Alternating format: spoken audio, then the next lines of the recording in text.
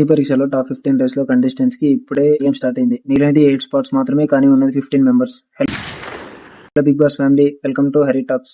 ఇది మన day 3 of our 130 days Bigg Boss Telugu journey. Already 7 contestants top 15 race లో place secure చేసుకున్నారు. ఇప్పుడు రిమైనింగ్ 8 స్పాట్స్ కోసం 13 కంటెస్టెంట్స్ పోటీ పడుతున్నారు.